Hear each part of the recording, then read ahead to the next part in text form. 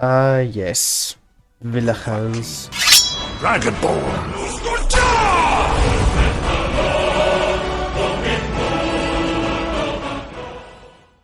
Welcome back to another WitherCraft episode, everyone. But as you may notice, I'm not actually on the WitherCraft server at the moment. I'm in my very lacking redstone testing world. And the reason for that is, in today's episode, I want to start laying down the foundation for some sort of villager trading hall.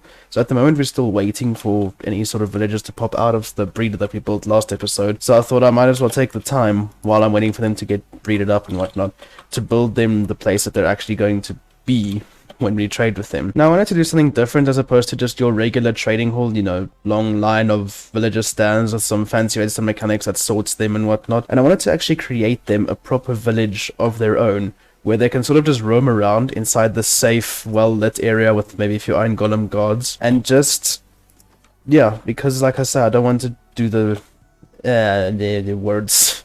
I don't want to do the orthodox trading hall thing. I want them to basically be in like this village where the villagers themselves have these houses, and I just tested this out. It turns out that he does actually recognize this as a house. He picked up this bed and this lectern, and he's now a valid librarian. And as such, I can trade with him for the bookshelf, and his trades are now locked. This is now our channeling librarian. And the houses will look something like this. Obviously, they won't have this sort of protective fence outside. This is just so that he doesn't wander off into the abyss. The whole village will have some sort of protection thing around it, and they'll all go to their own individual homes at night. But it's a lot better, I don't know, it just feels better to have this sort of setup than it is a massive trading hall. Now obviously there are a few limitations with the thing. The first one obviously being that I don't feel like building a whole lot of these houses. I mean, if we had to do one house for every librarian villager that we need, in WitherCraft Season 1, that was about 28. So that's 28 houses. If we want every enchantment that we can possibly think is useful. Then there's the other villagers like the farmers, the Fletchers, or not the Fletchers, the clerics that we can trade rotten flesh with. And I think it's the guys who with the target blocks, sorry, not the target blocks, the fletching tables, the Fletchers, not the Fletchers. They're the guys with the fletching tables, we can sell sticks to them because we get those from mining trees the whole time, obviously. And so that would total to 112 houses, if I did my maths correctly, that we would then have to build a village of 112 houses. That's just, no. Apart from not having the resources for it, I just don't have the willpower to do that. So instead, what I thought I'd do is construct this very simplistic, very minimalistic house design, and then just get all the important villages. So mending, for example, is definitely going to be one big one that we want. Maybe unbreaking. The thing is that while we have a bunch of enchanting tables working for us, we can get a lot of the default enchantments, like Unbreaking 3, Efficiency, Silk Touch, Fortune, albeit with a few cycles of the enchantment table itself. Realistically, we don't need all of those villages in a trading hall, so I thought I'd build up a village with some houses like these. They obviously won't all be the same, but something like this design concept, and then just have them dotted around, like I say, in sort of a safe zone. And then whenever we want to trade with them, well, we just have to run around through all the villages, or wait for night and spot on there'll be like a sign up here, something like this, where it says that this villager, the villager who lives here, sells channeling for 17 emeralds, and obviously one book with that. And then people can either camp the house or just run around the village and try and find the villager that it is. And since we won't have many librarians in the village, because it'll be relatively small, it shouldn't take you that long. And then also, obviously we'll have space for things like clerics and fletchers and farmers and whatnot. The most important will obviously be these guys and farmers, because farmers will give us a bunch of golden carrots. The other two are more, I want to say luxury villagers, but that sounds like they're slaves. But I can't think of a better word off the bat. It's like we can sell our junk to them, basically sticks and rotten flesh, in return for emeralds that we can then use at the more useful villages like farmers. So that's really all they're going to be there for. I wonder what would look better here. I'm liking that. Anyway, with that in mind, this does actually work. That's all I was really in this world for. Let's actually hop onto the WitherCraft server and see if we can start building this thing, and also more importantly, where we can start building this thing. So I've been collecting a whole bunch of resources, mainly wood and stone bricks. We'll get the workstations in once we actually have some villagers to get in the village so that they can, you know, claim the workstations and move on. One thing I didn't think about is the fact that I'm going to need a lot of wool. 3 wool per bed, and well, that stacks very quickly for the village. And this village is pretty much out of beds. So either I find another village with a bunch of beds. Oh, wait, never mind. The woodland mansion that's over here is full of wool. There's some rooms that have a lot of wool. Okay, I'm gonna go grab that wool when it comes to mining the beds. I've also decided to take my Leecher and rockets out for this project, but I need to bear in mind that after these 19 rockets, I don't have any. We don't have a sugarcane farm. We don't have a lot of sugarcane, and we also don't have a lot of gunpowder for that matter. So I'm gonna have to use these very sparingly. The first thing I want to do, actually, is just try and find a good spot for where I'm actually gonna put this thing. Something like this isn't terrible. It's not as flat as I'd like it to be, but you know, elevation is always good. The other option is right in the spawn area, but I think if there's a million villagers running around right in spawn, it might lag up the server a little bit. I don't know. Plus, I don't want this village getting mixed up with the villager breeder itself and then something breaking. So I think this will do. It's not too far away from our bases. That's why I've only used 3 rockets up until now. And it should this will definitely be big enough for everything that I want to build here. And we can have town center in the middle here. I have no idea what I'm supposed to do for a town center.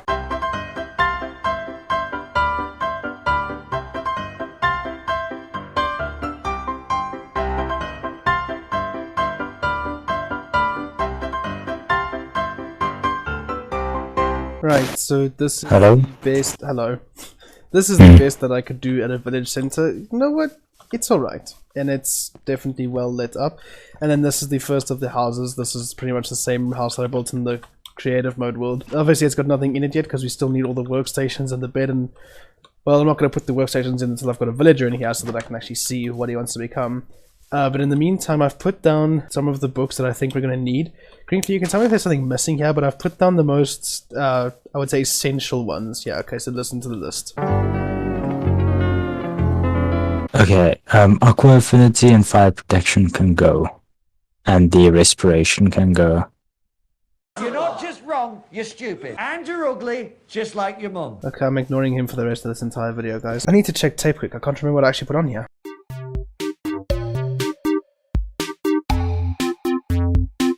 Well, let's see if...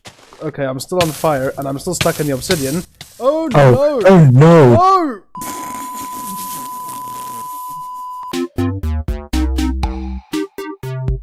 The area around you is more or less safe. More or less. Okay. Oh yeah, you're fine. Drowning. Thank you. Anyway, guys, yeah, this village has lava in it. So much for it being safe, I guess. But I have just built up another house over there.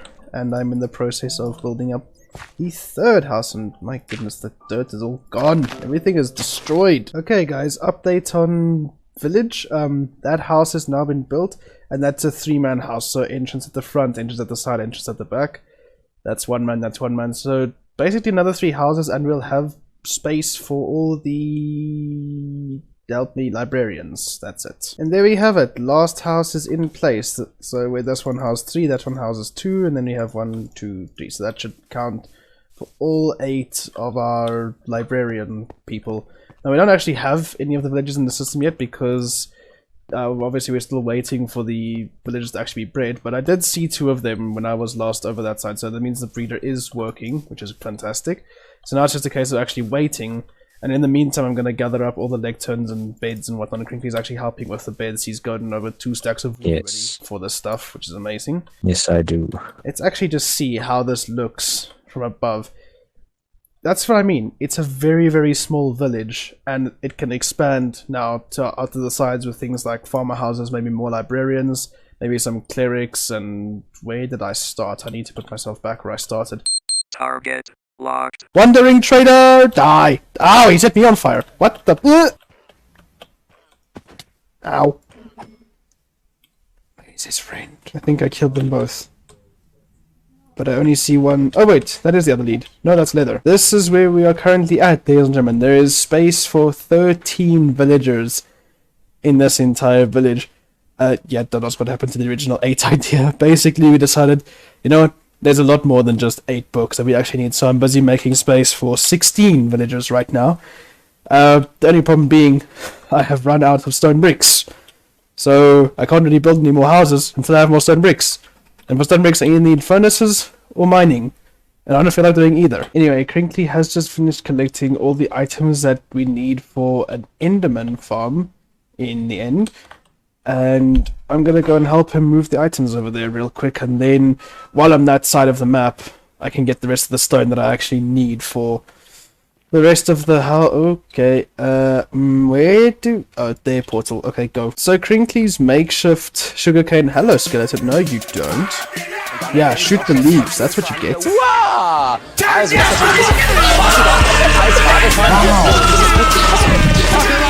try that again. Crinkly's makeshift sugarcane farm in the pond here helped a fair amount, actually. I managed to get myself over a stack of rockets. So... One, because I don't feel like falling into the void in the end if we're going to be moving stuff around. Two, I want to try and find another few entities and maybe go find some more Elytra. A, for the rest of the withers. B, so that I can fly around with this thing and if it breaks then it's not such a big deal anymore. I haven't picked up a single bucket of lava until now. I'm kind of disappointed in myself. This is quite... historic, I guess is the right word. Like, I just enter the end and there's all these battle remnants just on the pillars here. That is seriously cool. So, completely forgot that the end island or the end spawn resets itself every time you enter the end. And so the double chest full of items that we stored there, just left. It's gone. So Crinkly has to go back and fetch that, and while he does, I'm going to go end busting on a less than half durability Elytra, which is very scary. First of all, this is where we were last time. Yes, I'm going to keep a very close eye on this thing. That's where we bridged last time. I'm going to go this way. 18 durability left on this Elytra. I found an end island.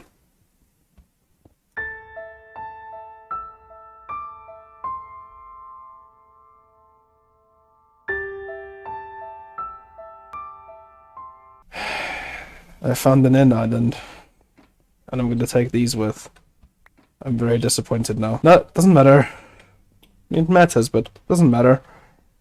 I'm going to wipe out these shulkers, loot some little bit, and then I'm going to go on a little bit of an in-busting trip, because we need shulker shells. Especially when it comes to mining. And we got one. Fantastic. No you don't.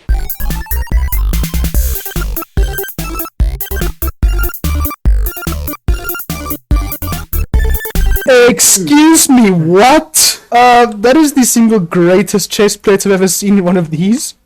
That's not so good. But that chest plate. If only it wasn't the chest plate, I would wear it. Oh, I don't know whether to feel happy or disappointed now. Okay, well I got the Elytra. Moving to the end city now. Yes! Yes! Yes! Yes! A mending pickaxe! I don't know if you can tell I'm very happy about... Oh, I'm very happy about that. Right.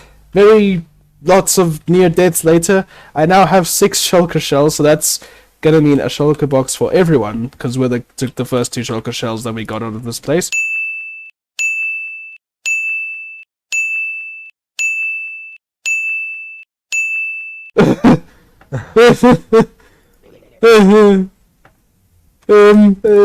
Sure. I'll bring home another 7 diamonds as well. Okay, where am I? I am miles away. I need to get to 0-0.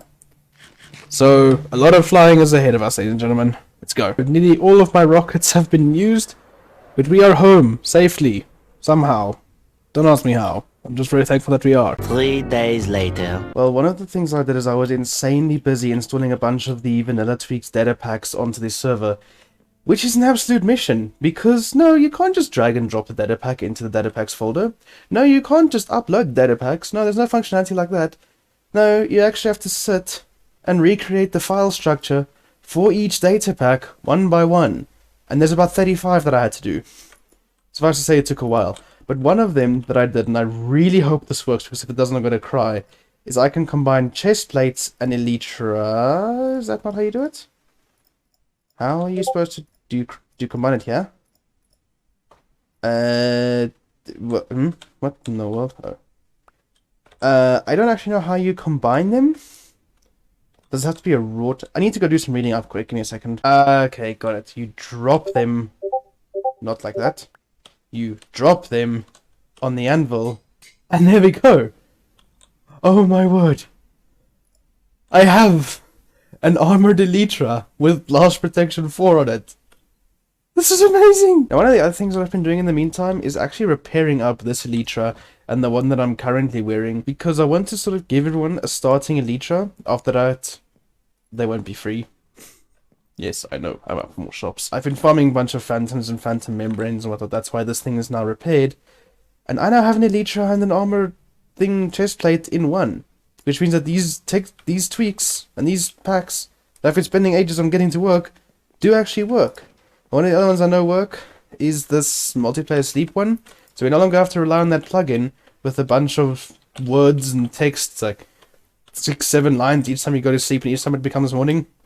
Nope, it's simply vanilla tweaks multiplayer sleep now. Now, one other thing we need to sort out is this. Now, I have no idea what this... I had no idea what this is. And Crinkly warned us not to go in our houses until he launched his new video, which he has. It's been out for a couple of days now. Turns out this was some sort of giant prank, and it's rather impressive. I mean, the time and effort that went into writing "I've got a jar of dirt" on every one of these signs is pretty impressive. Now, he also pranked the other Withers, Midnight, who just straight up removed his doors because, again, he doesn't watch our videos for some reason. Why are these two signs missing? Give me a second. Okay, that's sorted out. So yeah, what I was saying is that he doesn't actually watch our videos, so he just removed all the doors on his own, which he technically wasn't supposed to do. And Wither had eye level height dirt that Crinkly then came and removed, and basically forced the removal service on him. This is his idea of a shop, guys. I will show you in a second. I know I actually need to pay to do this. Have you just been pranked by the Crinkle Man himself? No worries, for just a small fee of 1 diamond, or items that you feel is worth 1 diamond, when paying... Whoa, wait, what? No worries, for just a small fee of 1 diamond, or items that you feel is worth 1 diamond. Full stop. Good job.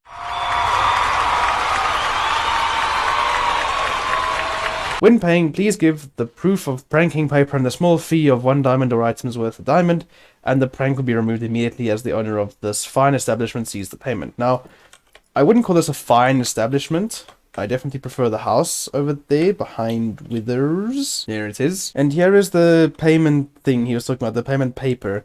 Blade of Skyrim, jar of dirt. So I basically have to give this to him, as well as the diamond's worth of payment, and he will then come and remove the pranks that he sets up. Now, if that isn't classic entrepreneurship, create the problem, then sell the solution, I don't know what is.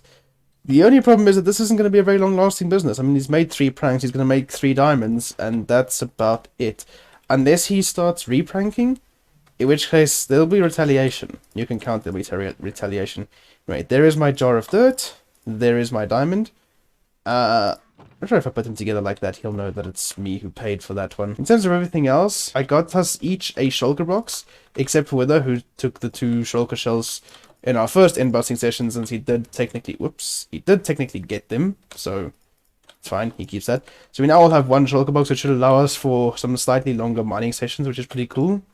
The other thing, though, that's happened, which is really useful, is there have been a bunch of villagers coming out of this thing here. There were 8 last time I checked. I want to see if that's changed since. Okay, there seems to be about 9 or 10. I'm not sure how many are on that cluster in the corner there, but I'm going to go on a safe bet and say that there's 9 villagers currently in that system. And then over in the village, plans were rearranged a little bit. I'm now busy making space for 16 villagers. We added, yeah, this doubled from 8 to 16 very quickly.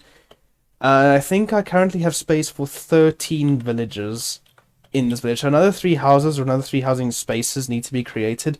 And then once they are, we can start minecarting those villagers over and actually turning them into the librarians that we need. Now, the first one that I'm very excited for, and the one that I hope we get first, is this mending one, because with an elytra, I definitely want mending on it. Unbreaking too, yes, but definitely mending, so that I can just go stand at the skilly farm or something and just mend it all up. And also the rest of my armor, which is busy getting battered as heck. Currently the only thing that has mending on, at least for me, is the diamond pickaxe, the fortune one that's in my shop, because of the mending pickaxe that we found while end busting. Nothing else has efficiency. Nothing else has mending on it. In the meantime, I need to go and create the rest of the houses. Right, so I've got a very long minecart track rail thing that goes all the way from the breeder to here in the village. But obviously I'm not just going to drop them off here and let them pathfind to their own house, because who knows what they'll pick up then. So what I'm going to do is the house that I'm currently busy with, or the one that I want to put the villager in, I'm going to block its door so that the villager can't actually leave and go pathfind to some other beds or something. I'm then going to break in through the roof like Santa Claus, like this. Okay, maybe not like that, but something along these lines. And then I'm going to drop the villager down here and into the house like this. He can't get out here except at the top, in which case I won't take him on his mining cart until I've blocked this all off again. Then I'll take him out and I'll get the leg. Actually, oh, well, just fell for my own trap. I will then take the lectern from here and go put it next to him so that he picks up the profession of librarian. And then it's just a case of placing and breaking the lectern constantly until he picks up the trade or one of the trades that I actually really want. So with that in mind, let's just quickly connect this rail up. Right, there we go. I think the minecart will travel down here and then just bounce into this rail and down into there, so this should be fine. And then obviously when this one is done, we'll move to the other side and then maybe to that house, so on and so forth. We'll just reroute this track wherever it's needed. But right now, I need to go and actually bring the villagers over here through their minecarts. And I'm going to do this in the time lapse, so let's go. And during this very painful to record time lapse, I wanted to talk to you about some of the final rules and whatnot that I remembered about the server as a whole, specifically regarding the shops and farms. Now, WitherCraft as a server works based on a trust system, so because we're only 4 very good friends on the server, it can function that way. You know, we trust each other to not burn down each other's houses or steal each other's resources or, you know, anything like that. And the shop systems work the same way. You know, that's why there aren't any fancy, complicated redstone mechanisms that calculate that you put in the exact amount of diamonds required, for example. And there isn't like a massive bedrock or obsidian vault guarding the stuff that you could buy at the shops. Now, when it comes to the rules about the shops themselves, there's one, I want to say it's a gentleman's rule, so to say, that if there is stock of the item that you need to buy in the shop, okay, if it's a service, there's always stock, but if it's a physical thing that you buy in the shop, then the rule is that you have to use the shop before, or you have to use the shop to buy. The exception is if the shop does not have stock, then you're allowed to use whatever farm that usually stocks the shop to go and stock for yourself. So let's say I built a super efficient iron farm right now, and I then make an iron shop out of it. People then, if they want iron, they have to either buy it from me or go mine it themselves. They're not allowed to use the iron farm that I built. The exception then, like I say, is if there's no stock of iron in the shop, they're allowed to use my iron farm. So that incentivizes me as the shop owner to actually restock the shops the whole time, so that it's not a drag for everyone else. Now, the other rule when it comes to shops and farms, actually in particular, is anything that is declared a community project is and always will be open to the community, and everyone is allowed to use it free of charge, and likewise everyone is expected to help A, build it, and B, maintain it. So let's take the villager breeder as a perfect example. Right, that breeder, anyone can use it free of charge because it is A, it's built in the community area in the spawn chunks, and B, people did help to build it, albeit not everyone, but it wasn't just one person building it alone. And we can then use the villagers that come out of the breeder for anything we want to, whether that be trading halls, iron farms, whatever else needs a villager in it. Now, technically not every farm that's built in the spawn chunks or in the community area has to be a communal farm, so to say, because if you want a farm that's running 24/7 and you go and build it in the spawn chunks, that is completely fine. Like for me, I've built a sugarcane farm now that's in the spawn chunks. It was only me building it, and only my resources that went into it, so it's not like anyone helped or anything. And I'm then well within my rights to then go and sell that sugarcane in whatever shopping district we happen to create.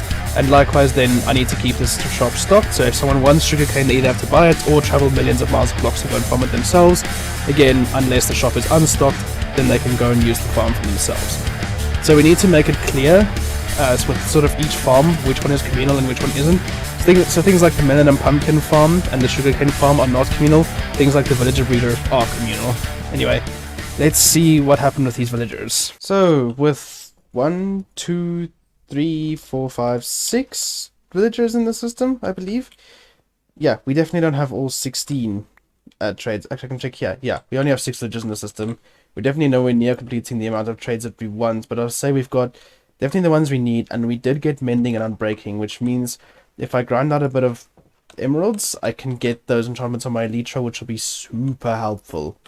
for just completing the rest of this project and any other projects to come. But with that out the way, I'm probably going to do the rest of the villagers off camera because they're an absolute pain to do. I just want to say thank you very much for watching, and this will be me signing out, flying home, and hoping and praying that my leader doesn't break on the way, because a fall from here will be very dead. Yeah, very dead.